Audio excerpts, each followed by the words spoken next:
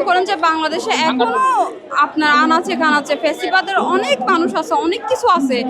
শুধুমাত্র আপনার মনে করেন যে ধানমন্ডির বাসভবন ভাঙলেই যে দেশে উন্নতি সাধন হবে এমন না।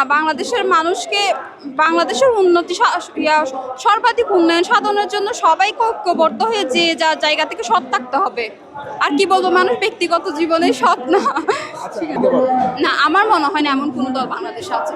যদি স্পষ্টভাবে যদি বলতে যাই, বিএনপির কথাই যদি বলতে যাই, এতদিন 16 বছর আওয়ামী লীগ যে স্বৈরাচারী মনোভাব করে দেশে টিকে ছিল, এখন যদি বিএনপি আসে তাইলে আপনার মনে করেন যে এই স্বৈরাচার মনোভাবের এই বাংলাদেশের মানুষ আরো দ্বিগুণভাবে কি করবে, উপলব্ধি করতে পারবে। কারণ একটা দল 16 বছর ধরে শোষণ শাসন করছে, আরেকটা দল 16 বছর ধরে ক্ষুধার্ত ছিল। আপনাদের কি মনে হয় না এটা যে ওরা এটার করে নিবে 16 বছরের সেটাই আর কি। আমার মনে হয় না বাংলাদেশে এখন কোনো দল আছে পরবর্তী আমার মনে হয় না। অবশ্যই না, হতে পারবে না।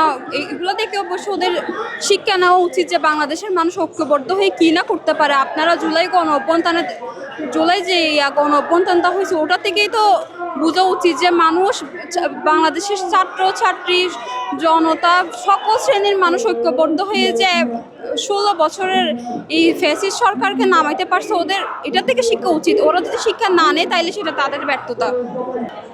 অবশ্যই কিছু অংশ মনে হয়, আবার কিছু অংশ মনে হয় না। কারণ বাংলাদেশের মানুষ হচ্ছে এমন যে আপনার এখন দেখেন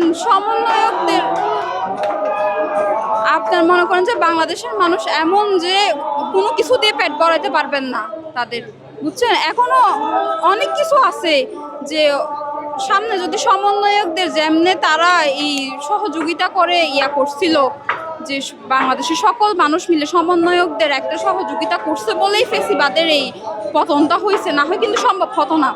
তো এখন বাংলাদেশে এমনও অনেক আছে যে সোশ্যাল মিডিয়াতে এখনো দেখা যায় যে সমন্বয়কদেরকেই আপনার মানুষ কি করতেছে না, মানে মানতেছে না, এরকম টাইপের কিছু একটা আর কি।